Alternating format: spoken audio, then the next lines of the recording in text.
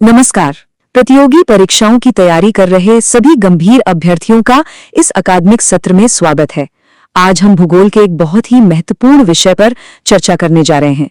भारत की तटरेखा और इसके द्वीप समूहों से जुड़े जो हाल ही में संशोधित आंकड़े आए हैं उन पर हम इन बदलावों के पीछे के वैज्ञानिक कारणों और उनके क्या दूरगामी प्रभाव हो सकते हैं, इसका एक विस्तृत विश्लेषण करेंगे।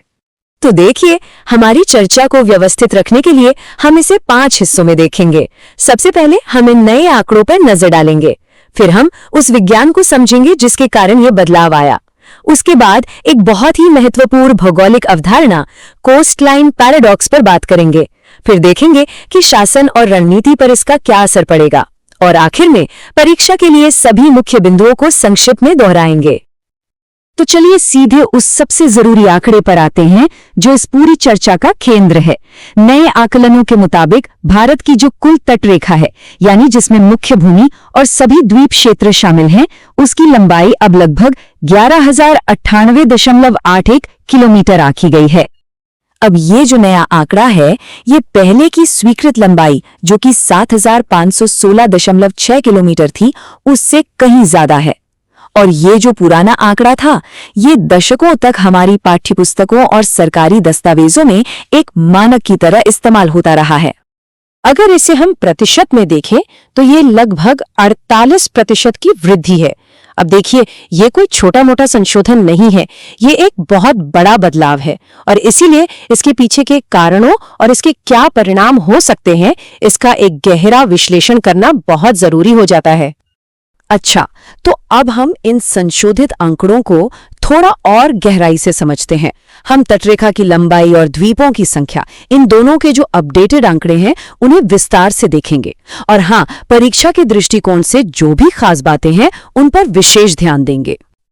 ये सारणी यानी ये जो टेबल है, ये पुराने और नए आंकड़ों के बीच एक बहुत ही साफ तुलना दिखाती है। हम देख सकते हैं कि कुल तटरेखा में तो वृद्धि हुई ही है, साथ ही द्वीपों की संख्या को भी युक्ति संगत बनाया गया है, जिसका मुख्य कारण है द्वीपों की परिभाषा का मानकीकरण। और इसी वजह से अब कुल संख्या 1,389 हो गई है। देखिए, जब तटरेखा को इतनी सटीकता से मापा जा रहा था, तो द्वीपों को कैसे छोड़ा जा सकता था? तो उनकी भी फिर से गिनती और मानकीकरण किया गया। पहले एक बड़ी समस्या थी, अलग अलग सरकारी एजेंसियां द्वीपों की अलग अलग गिनती बताती थीं। वजह, द्वीप की कोई एक मानक परिभाषा ही नहीं थी।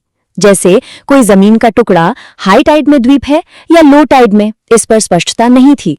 अब इन सभी भ्रम को दूर करने के लिए एक मानक परिभाषा अपना ली गई है, और इस मानकीकरण का नतीजा इस तालिका में साफ दिखता है। अब तटीय यानी ऑफशोर द्वीपों की नई संख्या 1298 तय की गई है। इसके साथ ही 91 तटवर्ती यानी ऑनशोर द्वीपों को भी पहली बार व्यवस्थित रूप से गिना गया है। इस तरह अब भारत में कुल मानकीकृत द्वीपों की संख्या 1389 है। ये आंकड़ा बहुत महत्वपूर्ण है। अब ये जो नया मापन है, इसका असर सिर्फ राष्ट्रीय स्तर पर ही नहीं, बल्कि राज्य स्तर पर भी हुआ है। उदाहरण के लिए, गुजरात अब भी भारत का सबसे लंबी तटरेखा वाला राज्य है, लेकिन अब इसकी नई मापी गई लंबाई 2,340 किलोमीटर है। इससे ये पता चलता है कि राष्ट्रीय स्तर से लेकर राज्य स्तर तक सभी आंकड़ों को अपडेट किया जा रहा है। यहाँ पर एक बात जो बिल्कुल साफ तौर पर समझनी जरूरी है, वो ये है कि तटरेखा की लंबाई में जो ये बढ़ोतरी हुई है, वो भारत के भूभाग में किसी भी तरह के विस्तार की वजह से नहीं हुई है। ये पूरी तरह से मापन के लिए इस्तेमाल की जाने वाली टेक्नोलॉजी में जो प्रगति हुई है, उसी का नतीजा है। चलिए, अब हम इस विश्लेषण के दूसरे चरण में आते हैं। इसमें हम ये जानेंगे कि इस बदलाव के पीछे के वैज्ञानिक और तकनीकी कारण क्या हैं। इससे हमारी जो वैचारिक समझ है, वो और भी मजबूत होगी। तो इस बदलाव का जो मूल कारण है, वो है हाई रेजोल्यूशन डेटा का इस्तेमाल। पहले के जो नक्शे थे, वो 1:45 लाख या उससे भी छोटे पैमाने पर बने होते थे, जो तट की जटिल बनावटों को सामान्य रूप से दिखा देते थे।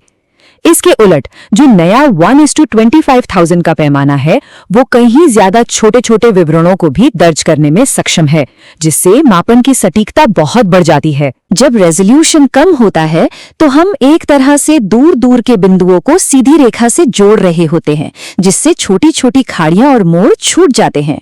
लेकिन जब हम हाई रेजोल्यूशन पर काम करते हैं तो हम उन बिंदुओं के बीच के हर छोटे से छोटे मोड़ और घुमाव को नापते हैं। नतीजतन जब ये सारे सूक्ष्म विवरण जुड़ते हैं तो कुल मापा गया रास्ता काफी लंबा हो जाता है। मापन की इस गतिशीलता को और टेक्नोलॉजी में हो रही लगातार प्रगति को ध्यान में रखते हुए अब ये अनिवार्य कर दिया गया है कि भारत की तटरेखा का हर 10 साल में दोबारा मापन किया जाएगा। इससे ये सुनिश्चित होगा कि हमारे आंकड़े हमेशा अपडेटेड और सबसे ज्यादा सटीक रहें। हालांकि ये बदलाव मुख्य रूप से अकादमिक और तकनीकी लगता है, पर इसके जो व्यवहारिक प्रभाव हैं वे बहुत महत्वपूर्ण और दूरगामी हैं। तो चलिए अब हम इन नए आंकड़ों के प्रशासनिक, रणनीतिक और विकासात्मक महत्व को समझते हैं।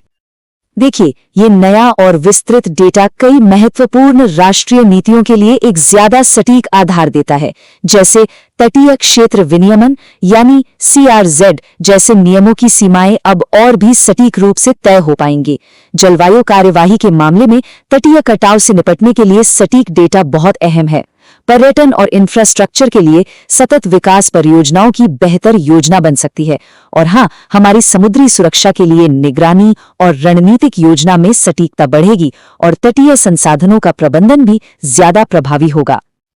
आज इस विश्लेषण के अंत में हम उन सभी महत्वपूर्ण बिंदुओं को एक साथ सम्मिलित करते हैं जो परीक्षाओं के लिए अनिवार्य हैं, ताकि उनका प्रभावी ढंग से पुनरीक्षण किया जा सके।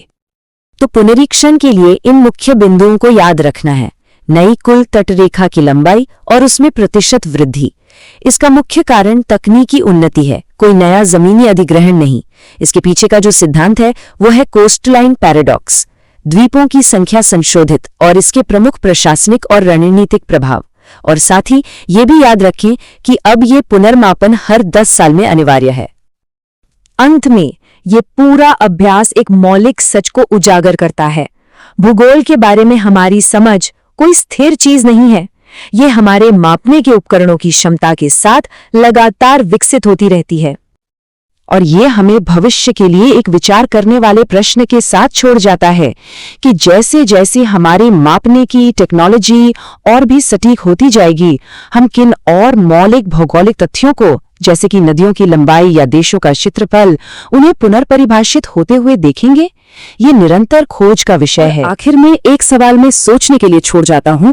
जिस तरह आज तकनीक ने हमारी तटरेखा की समझ को बदल दिया है, उसी तरह भविष्य में भूस्थानिक प्रौद्योगिकी में होने वाली प्रगति हमारे स्थापित भौगोलिक ज्ञान और प्रशासनिक सीमाओं को और कैसे कैसे नया आकार दे सकती है। इस पर जरूर सोचिएगा।